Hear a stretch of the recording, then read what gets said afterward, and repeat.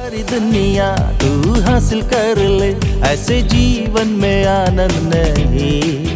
अपने प्राण की तू हानि उठाए, उसमें कुछ भी लाभ नहीं। प्रभु यीशु मसीह के सर्वश्रेष्ठ नाम में आपका अभिवादन।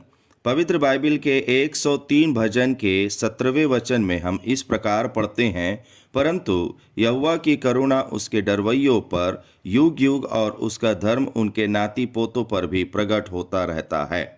परमेश्वर की करुणा मनुष्य को क्यों इतना आवश्यक है? परमेश्वर का वचन कहता है कि परमेश्वर का क्रोध आज्ञा ना मानने वालों अर्थात अवज्ञाकर्ताओं पर होता है। अवज्ञा पाप है और परमेश्वर के वचन के अनुसार पाप की मजदूरी मृत्यु है। अतः यदि हम इस मृत्यु से बचना चाहते हैं तो परमेश्वर के क्रोध को शांत करना और उसकी करुणा को प्राप्त करना आवश्यक है।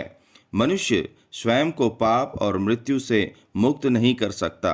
वह अपने ज्ञान, धन, बल, उपलब्धियां या अच्छे कर्म के द्वारा परमेश्वर को प्रसन्न नहीं कर सकता है और उसके क्रोध को शांत नहीं कर सकता है। केवल परमेश्वर की दया और करुणा से ही मनुष्य पाप और उसके परिणाम स्वरूप होने वाली मृत्यु से बच सकता है। प्रभु किस पर दया कर और करुणा करता है? भजनकार कहता है, परमेश्वर की करुणा उसके डरवैयों पर युगानुयुग होता रहता है। अब परमेश्वर का भय कैसा है? परमेश्वर का वचन इस प्रकार कहता है, परमेश्वर का भय मानना बुराई से बैर रखना है। घमंड, अहंकार और बुरी चाल से और उलटफेर की बात से भी मैं बैर रखती हूँ।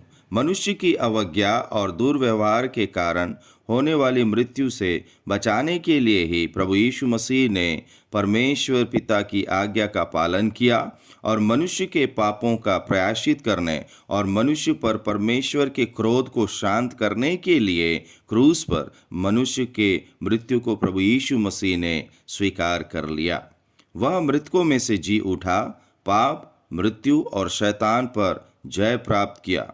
जो कोई प्रभु का भय मानता है वह दुष्टता, घमंड, अभिमान और अहंकार को दूर करके विनम्रता पूर्वक अपने पापों को स्वीकार करता है और प्रभु यीशु मसीह पर विश्वास करता है। प्रभु उस पर दया करते हैं जो उसे पापों की क्षमा और अनंत जीवन देते हैं। प्रभु का भय मानने से आप भी धन्य हों, यही प्रभु के चरणों के पास आपके लिए हमारी प्रार्थना है।